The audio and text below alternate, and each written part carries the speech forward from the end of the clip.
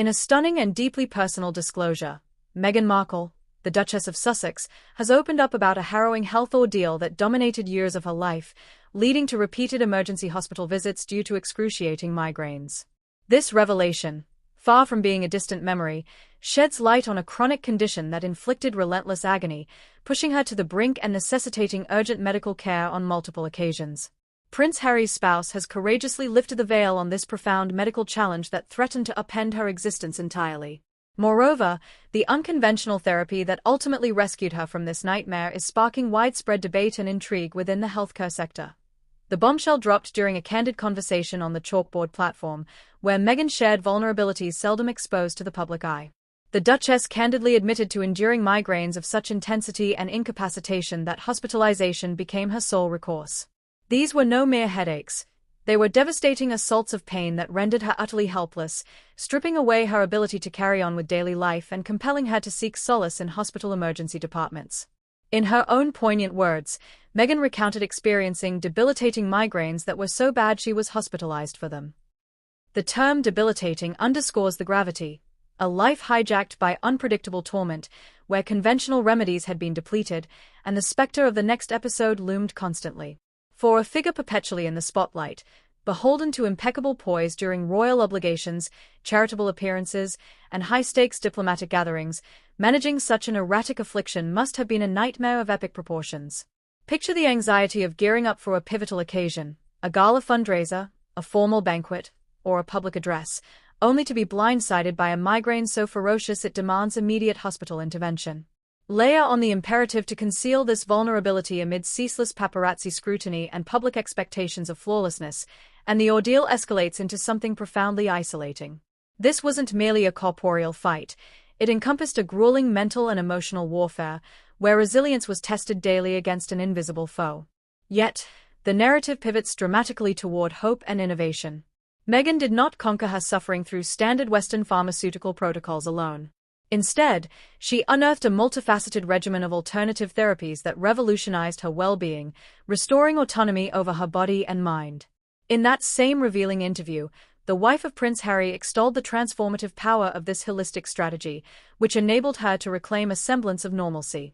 She attributed her liberation to a blend of daily nutritional supplements, consistent physical activity, acupuncture sessions, and committed yoga routines, practices that eradicated the persistent agony that had overshadowed her world.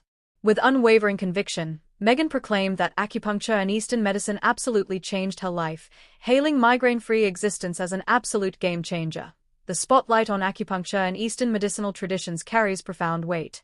These modalities, rooted in millennia of cultural wisdom across Asia and beyond, frequently encounter doubt from Western practitioners. Meghan's vocal championing as a global icon delivers an empowering signal to the legions enduring chronic discomfort, particularly those disillusioned by traditional interventions. Acupuncture, that time-honored Chinese technique involving the precise placement of slender needles at meridian points to harmonize energy flow, has garnered mounting empirical support in contemporary science. Although caution persists among some clinicians, a plethora of peer-reviewed investigations affirm its efficacy in alleviating diverse pain syndromes, including migraine disorders and stress-induced cephalalgias. Meghan's pivot to Eastern philosophies mirrors a burgeoning worldwide shift toward comprehensive, root-cause-oriented wellness paradigms. Individuals increasingly pursue therapies that heal fundamentally, eschewing mere symptom suppression via drugs. Her success post-exhaustion of orthodox avenues, averting further ER trips, could galvanize innumerable sufferers to experiment with similar paths. Nonetheless, it provokes inquiry. Had she cycled through every viable conventional therapy prior to this pivot? Were her physicians collaborative in endorsing these adjuncts, or did she forge ahead solo? Crucially, what insights does this yield into the suffocating stresses of her royal tenure? Expanding on her regimen in a feature with Best Health magazine, Meghan delved into yoga's centrality in her recovery arsenal. She professed it as her thing, extolling its multifaceted virtues. Physically, it bestowed enhanced suppleness, fortified musculature, and overall vitality. But the rewards transcended the tangible. Amplified joy, sharpened cognition, profound relaxation, diminished worry, and restorative slumber emerged as pivotal gains. Amid the whirlwind of monarchical demands, invasive press intrusion, and her pain saga, these psychological boons likely rivaled bodily relief in importance. The migraine-stress nexus is irrefutably documented in neurology. Prolonged tension can ignite attacks, foster muscular rigidity amplifying discomfort, and disrupt rest, perpetuating a vicious cycle. Royal existence, for all its opulence, exacts a toll of hypervigilance. Utterances dissected, visuals scrutinized, attire fodder for headlines. Meghan, confronting virulent racism from UK tabloids, familial rifts, and institutional inflexibility, endured amplified duress.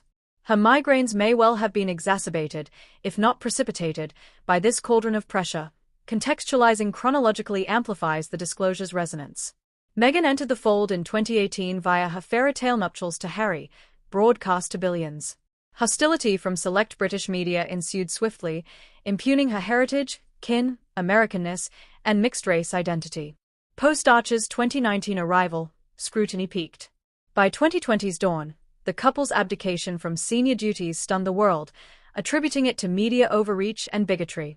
Retrospectively, integrating her health crisis paints a fuller tableau, not solely harassment or dynastic discord, but a confluence with grave physical debilitation requiring acute care. This triad, agony, trauma, assault, institutional apathy, forged an untenable vortex, propelling their transatlantic exodus to California. Skeptics may decry the timing, a bid for empathy or victimhood narrative. Detractors will pose such barbs. Admirers, conversely, applaud her valor, a silent endurance amid duty, healed via ingenuity, now aiding fellow afflicted. Meghan's pre-royal blog, The Tig, routinely championed wellness, self-nurture, and vitality, foreshadowing this candor. Broader ramifications abound.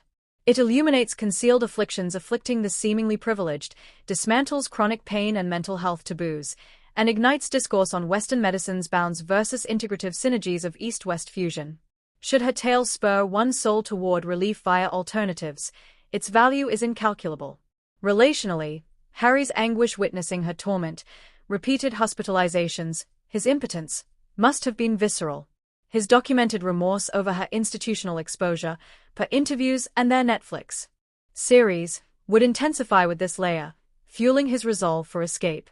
Pundits posit her plight as the tipping point for departure. Meghan's migraine-free mantra signals enduring metamorphosis, not palliation. Holistic synergy, acupuncture modulating neuroinflammation, yoga's triad of posture, breath, mindfulness stress-busting, supplements rectifying deficits, exercise endorphin boosting, yields exponential healing. Expert views diverge. Some neurologists integrate these, others adhere to pharmacopoeia. Individual variability reigns, yet Meghan's specifics enrich pain scholarship.